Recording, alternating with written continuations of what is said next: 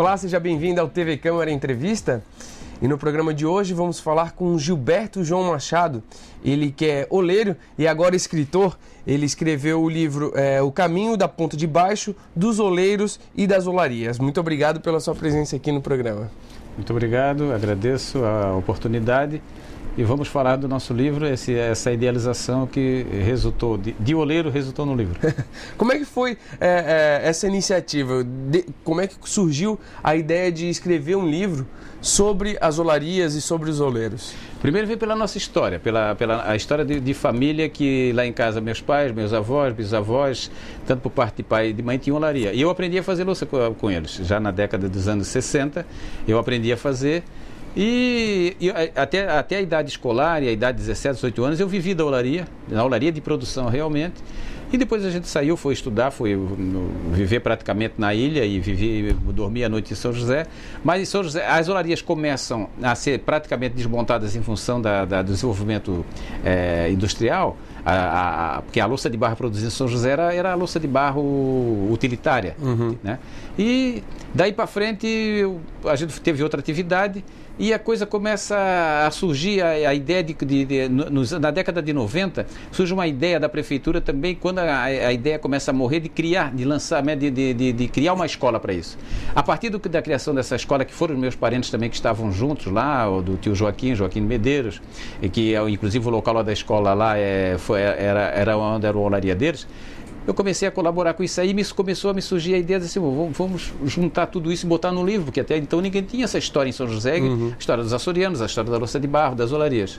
E começa a surgir a ideia. E vem surgir, realmente, isso vem fomentar realmente quando eu encontrei Aldiro Simões, jornalista já falecido, que era vamos dizer assim, um ícone da cultura popular nossa aqui da região. Ele que foi um incentivo, então, para a criação desse livro? Sim, porque tudo começou com uma panela que ele ia jogar fora, e a panela do barro estava com o fundo quebrado, e vizinho, vou jogar fora, tal. Eu disse, pô, você já conhecia ele, não? Não, eu não conhecia. Eu fui conhecê-lo quando nós compramos um terreno numa praia e começamos a construir uma casa um lado um do outro, e ele fez a casa dele, já estava mais adiantada do que a minha, ele fez um fogão na rua, numa área, e botou uma panela de barro, uma caçarola, bem em cima do fogão, e ali, aos sábados, ele fazia feijão. Um determinado dia, também não tinha muito conhecimento com ele, ele vem pelo lado do muro, assim, vizinho, vou jogar a panela fora, lá rachou o fundo. Aí eu, de brincadeira, disse para ele assim, vou fazer uma para ti. Ela assim, não tens cara de oleiro? Eu disse assim, não, tenho, meus pais, eu aprendi a fazer. Ela assim, então tens que fazer, eu quero ver. Eu disse assim, eu tenho um primo lá na ponta de baixo, que tem uma olaria, e qualquer dia desse que eu for lá, eu vou telefonar para ti, então ela assim, me telefona que eu vou lá ver tu fazer, eu quero ver tu fazer. E aconteceu que um sábado eu estava lá na olaria, telefonei, Aldiro, eu vou fazer a tua panela. Eu não sei onde é que ele estava, ele pegou o carro e em 20 minutos ele estava lá. Aí eu comecei a fazer a panela, preparei o barro, botei na roda, Quando a panela começou a tomar formato, eu não esqueço das palavras que ele me disse. Esse Estepô sabe mesmo. e daí começou a ideia e começamos uma longa amizade. E depois, dali eu fiz umas panelas para ele, fizemos muita comida com panela de barro lá na casa da praia. Até que em 1998 ele vai aos Açores através de um curso que a Direção Regional das Comunidades do Governo do Arquipélago oferece. E ele veio de lá impressionado, nem sabia que ele estava nos Açores. Ele chegou, Giba, vem cá. Olha, tem um curso para ti nos Açores, porque, eles querem gente lá que faz a louça de barro, aliás, que fale da cultura, que lá tratem de professores, mas que não sabem fazer, e tu sabes fazer, tu tens que ir lá. Aí eu disse, como é que eu vou fazer para isso? Eu vou ter que fazer a inscrição, então eu vou te ajudar nisso aí. Aí fiz a inscrição, ele fez uma recomendação daqui, e entre os candidatos escolhidos lá, no final do ano de 99, eu recebi, no começo de 2000, eu recebi um comunicado em casa, por telefone de Portugal, dizendo, olha, o senhor foi escolhido para fazer o curso. E aí eu tive a ajuda da prefeitura, através da Escola de Oleiro me ajudou com as passagens, porque lá o curso lá era todo gratuito, eles ainda pagavam 50% da passagem de avião. A prefeitura de São José me colaborou através da escola com mais 50%. Isso em 2000? Em 2000. Em 2000 teve a reciclagem do curso, eu voltei lá novamente. Das 9 ilhas dos Açores eu conheço 6. Olha só. Né? E desse conhecimento eu encontrei na ilha de 2 ilhas que trabalhavam com louça de barro lá. Uma quase não trabalhava, a ilha terceira que tem pouca coisa, mas a ilha de São Miguel ainda tinha olaria, em Vila Franca do Campo. Que historiadores, como nós aqui da universidade, como o professor Ferreira de Mello, Oswaldo Rodrigues Cabral já tinham feito algumas matérias dizendo que os oleiros vieram da Ilha de São Miguel quando chegaram aqui, porque lá tinha muita louça de barro. E eu estive lá e com eles eu interagi, passei por eles fazendo louça de barro numa olaria, disse, olha, eu também sei fazer, eles duvidaram. Aí eu estava de gravata na época e o pessoal que estava comigo, dos Estados Unidos, do Canadá, e começaram a tiraram a minha gravata, jogaram numa praia que tem nos fundos, aí tiraram meu sapato e eu estive lá, preparei o barro. Quando eu comecei a fazer uma peça, o oleiro que estava lá, mais velho, ele correu para um canto, chamou o professor lá da universidade, doutor Rui Martins, disse assim, de onde é que veio esse homem? Como é que ele sabe fazer essas coisas que nós fizemos aqui? Aí, então teve toda uma interação ali. Teve uma interação, foi muito bacana, e aí eu sei que todas as pessoas lá, foi gravado, e inclusive está no livro. Essa história está no livro. É isso que eu pergunto para o senhor. Tem essas histórias que o senhor está contando, essa vivência do senhor lá nos Açores, está escrita aqui no... Exatamente, está toda em livro. Toda em livro. E daí, depois dessas duas viagens, vem a história que eu começo a trabalhar em cima dela. E o mais difícil para ela demorou um pouco mais em função de buscar recursos, porque são recursos públicos, é recurso do Fundo Cultural. Uhum. Então você tem que fazer um projeto, uma hora é aprovada, aí falta recursos, até que saiu e o livro está aí. Mas o livro em si, o que ele mostra? Ele mostra a história da olaria, do final do século XVIII, o século XIX, alguns relatos escritos, e pega todo o século XX. Então, a partir do século XX, a finais do século XIX ao século XX, eu pego todas as famílias de oleiros, os familiares, as pessoas que fizeram louça de barro aqui na Ponta de Baixo, aqui em São José, e estão todos nesse livro. Tem pessoas, por exemplo, que vão descobrir aí que um avô dele está aí, que ele não sabe que foi oleiro. E ele está aí no livro através dessa pesquisa que eu fiz, que está dentro dessa história aí. Interessante. O senhor já tinha vontade de escrever? Ou o senhor já escrevia antes, já tinha esse hábito de escrever? Ou esse livro é a primeira experiência do senhor? Não, em livro sim, mas em fatos de escritas eu tenho uma longa experiência em função de que eu já fui redator, inclusive, de trabalhos, por exemplo, no serviço que eu trabalho com administração, então eu tenho um conhecimento de escrita, de datilografia, de computação. Você já tem um gosto pela escrita? Um gosto pela escrita, e lógico que depois, tudo isso aí veio a conspirar a favor de fazer um livro, então tudo isso ajuda. Né? E hoje, depois desse livro, já penso em fazer outro. Já acabou de ser lançado e o senhor já está pensando na segunda edição, vamos dizer assim? Eu não vou dizer segunda edição, mas ela não seria uma segunda edição, porque essa daí é a única, e eu acho que sobre a história dos oleiros, sim, mas existem os contos pitorescos da ilha e do continente relacionados a oleiros e outras comunidades que precisam ser registradas. É isso que eu estou pensando em fazer. Os contos pitorescos da ilha e do continente. Tem os contos dos pescadores, agora exatamente. Os contos dos oleiros. Não só dos oleiros, vou pegar de pescadores, vou pegar de oleiros, aquelas histórias engraçadas e que realmente a gente escuta, que até às vezes viram piadas, às vezes foram que aconteceram, às vezes foram coisas criativas, isso colocado no livro vai fazer com que algumas pessoas tirem algum proveito disso, então eu estou pensando em editar um livro a esse respeito. No livro o senhor comenta sobre, o senhor no início da nossa entrevista falou que, né, os materiais de olaria, né, os artesanatos, eles eram feitos para o dia a dia ali mesmo, né, travessas, copos, talheres, enfim. Hoje em dia, essa característica se perdeu, esse hábito, né, de materiais de barro, enfim. O senhor comenta sobre isso também no livro? Sim, essa diferença, essa perda, né, na cultura? Como é que o senhor abordou esse tema? Felipe, eu acho que eu não poderia dizer que é a perda da cultura. Na realidade é o seguinte, no que nós tivemos foi assim, nós tivemos uma indústria, a olaria de louça de barro, ela foi uma indústria primária. E essa indústria primária, para a época dela, ela funcionou. Nós tivemos um avanço tecnológico. E a olaria aqui em São José, ela se desenvolveu muito durante as duas grandes guerras. A Primeira Guerra e a Segunda Guerra Mundial, onde houve uma retração na indústria metalmecânica e de desenvolvimento, por causa da difusão da guerra, então se desenvolveu muito a louça de barro, os utilitários de barro. Uhum. Bom, a partir da década dos anos 50 e até os anos 60, isso começa o quê? Começa a haver uma retração, ela começa a perder mercado porque começa a chegar outros produtos. Logicamente que o produto de barro, que era produto rudimentar e precisava de uma qualidade de acabamento melhor, começa a ser substituído pelo plástico, pelo alumínio, pelo inox, depois veio primeiramente a panela de ferro. Antes disso tinha vindo o utilitário de esmaltado, o mel-ferro esmaltado. Então tudo isso foi avançando e com isso o utilitário de barro começou a ficar para trás. Hoje, por exemplo, ela existe, mas ela existe mais assim como sendo assim, um romantismo, as pessoas que gostam de cozinhar na panela de barro. Né? Existe muito ainda. Existe muito ainda, e tem gente, e nós temos uma olaria muito bem montada em São José, aqui em Barreiros. E ela fornece, por exemplo, ela tem um box de vendas no mercado público que fornece para o litoral catarinense, com um oleiro aqui da ponta de baixo trabalhando ali. Entende? Ela sobrevive, só que de uma forma bastante reduzida, em função de que dos novos avanços, das novas opções, né, de copa, cozinha, que na época era o que se fazia na indústria rudimentar da olaria de São José.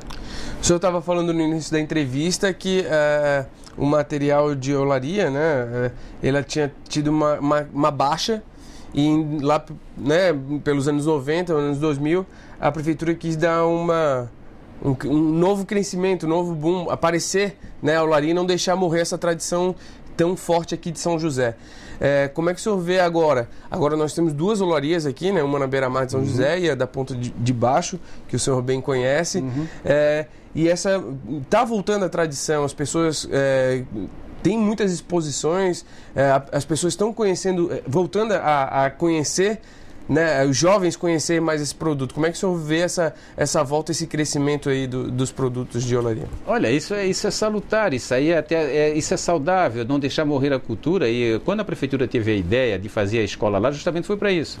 Porque a partir do momento que, veja bem, quando você começa a trabalhar em qualquer atividade que o custo-benefício ele não te traz retorno para uma sobrevivência, houve um abandono da profissão. Bom, a prefeitura vendo isso e vendo aquilo ali como uma tradição e manter a cultura, a prefeitura deu esse incentivo, foi lá, fundou a escola, hoje já tem outra aqui na Beira-Mar, e tem um grupo de professores aí que eu defendo eles como as pessoas que estão ali justamente para não deixar essa cultura morrer. Então nós temos muitos alunos, nós já tivemos alunos aqui da escola, da escola lá de frente de Orionópolis, aquela primeira lá, pessoas que já montaram o seu próprio trabalho e ganham alguma coisa já fazendo ossa de barro. Agora, se nós pensarmos e dizer assim que a olaria vai voltar, através da escola, a ser como ela era no século XIX e no século XX até a década de 60, não vai voltar mais, porque aquele tipo de utilitário, ele está superado. É como o senhor falou, a indústria chegou para... Exatamente. Né? É como hoje você tinha a máquina de escrever da manual e hoje você tem o computador, o teclado e hoje tem o sensor num tablet. É verdade. Então nós vivemos uma época de evolução. Agora, ela passa a ser hoje uma indústria de arte e quem sabe trabalhar cerâmica, que tem criatividade, faz arte, ela tem valor. Então é um trabalho hoje, como é que eu te diria, mais qualificado de um artesão que gosta de fazer e gosta de mostrar um trabalho e fazer um trabalho, por exemplo assim, o trabalho é meu, o trabalho é criativo e vai atrair outras pessoas. Aí esse trabalho tem valor. Agora, aquele trabalho da olaria, como era antes, feito em escala comercial e industrial, aquele não vai ter mais. Aquele não tem mais porque nós não temos condições hoje de ter a nossa indústria, a indústria da olaria era uma indústria manufaturada, era feita tocada ao pé, feito à mão e para o mercado. Então isso não tem, hoje com o avanço da tecnologia, a máquina faz isso. Exatamente. Entende? Então eu vejo a cerâmica hoje como artística e até terapêutica. Muitas pessoas que têm problemas, inclusive até desenvolvimento mental, algum problema mental ou até desenvolver o cognitivo, vão lá na escola aprender a trabalhar com a cerâmica e isso ajuda muito. O senhor continua trabalhando como artesão? Não, ou é hobby? É hobby. Eu faço cerâmica, eu às vezes dou algumas aulas para algumas pessoas que queiram, que me convidam, vão lá, eu faço uma apresentação, mostro aquilo que sei fazer, gosto de aprender também aqui na escola algumas coisas que eu também não aprendi na época, aquilo que eu aprendi passo para eles. Mudou muito as técnicas? Não? Mudou muito a técnica. Hoje o que se ensina na época do fazer não é como era antigamente. Antigamente a forma de fazer era mais apurada. Porque existia, por exemplo, o controle de qualidade dos donos e dos mestres de oleiros. Tinha que ter um padrão a louça.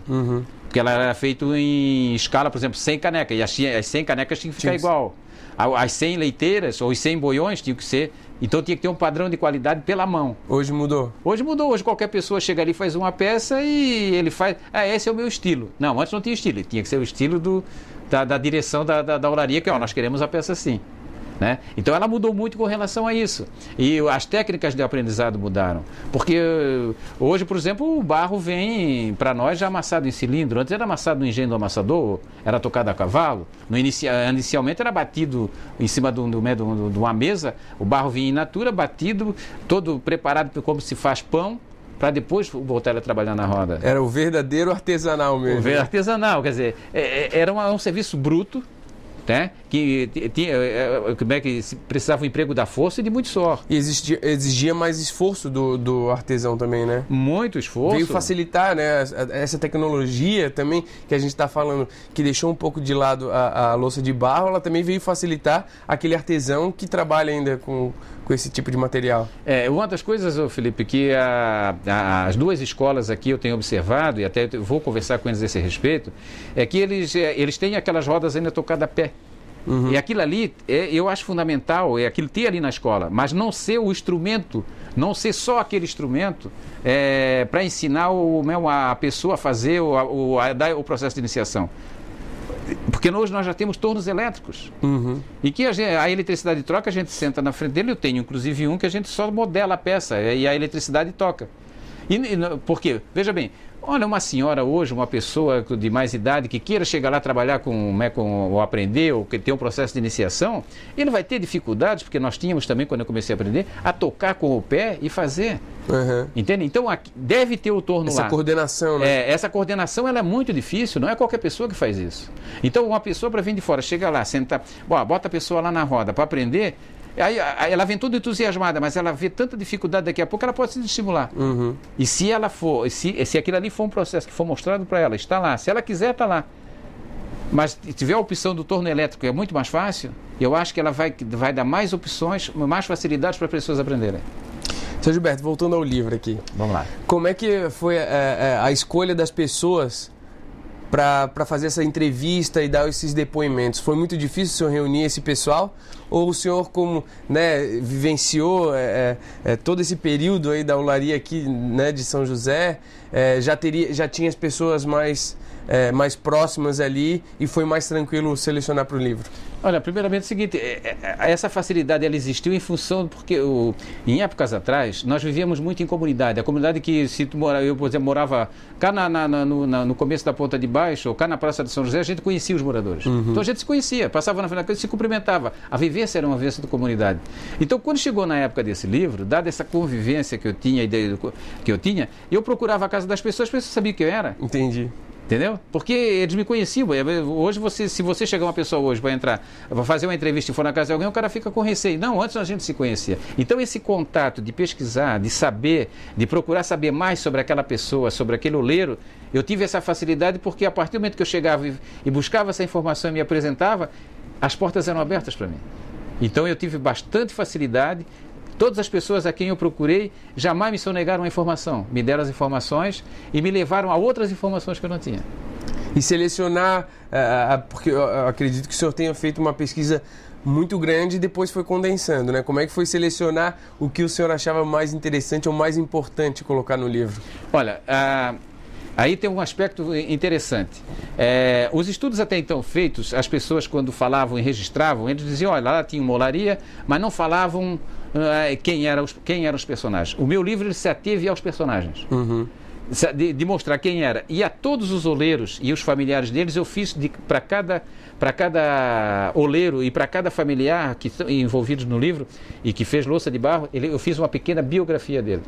Então, ali está a história dele, quando ele começou a trabalhar, o que os pais dele faziam, o que ele fazia, quando ele abandonou, quando ele deixou de trabalhar, quando a olaria dele foi desativada. Então, essa é a história do meu livro. Ela se ateve mais ao personagem. Entendi. O senhor vai envolvendo a pessoa que vai dar o depoimento dela ali. Então, o senhor vai mostrando quem é ela, o que ela fez, para depois dar o depoimento dela. Exatamente. Então, todos aqueles dados eram dados, eu gravava aquilo, e mesmo escrevendo, depois sentava e começava a fazer a minha história, modelando ela de acordo com aquilo que me foi falado a respeito da pessoa.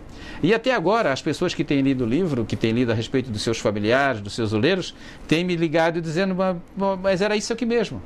Porque eu retratei aquilo que ele fez na vida, uhum, aquilo que ele trabalhou, aquilo que ele disse, né? E, logicamente, só não entrei em detalhes maiores da vida particular dele, porque até aí fugia da olaria, mas às vezes esse aspecto também envolviu, em muitos casos, quando foi permitido, eu coloquei no livro. Então ele está bem identificado. Os oleiros de São José, as olarias de São José, aonde elas se localizavam, por exemplo, as olarias. As olarias, onde elas se localizavam, eu tive o cuidado de lá, é onde existe uma casa hoje, que ela foi demolida, existe uma casa, uma nova propriedade. Ó, aqui na casa número tal funcionava a olaria tal de fulano e tal, ela está ali registrada. Legal. Muitas imagens. Bastantes imagens, mas a imagem mais marcante que tem aí, que eu consegui, foi a imagem do engenho do amassador, né, com o cavalo, né, como amassando barro, né?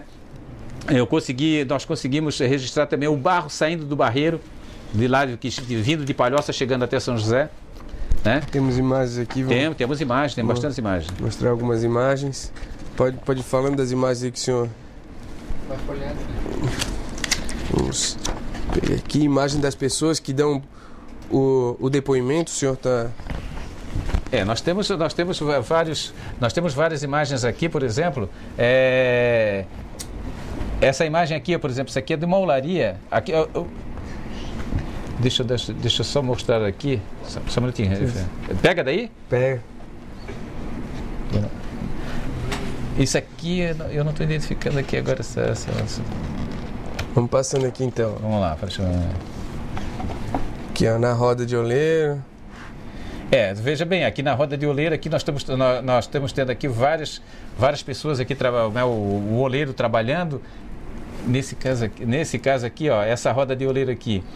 Outro cuidado que eu tive com a roda de oleiro foi de mostrar as peças dela, por exemplo, mostrando para assim, o que era, onde o oleiro sentava, onde ele botava o barro, a roda grande, aonde ele tocava, tudo tem o nome aqui detalhadamente.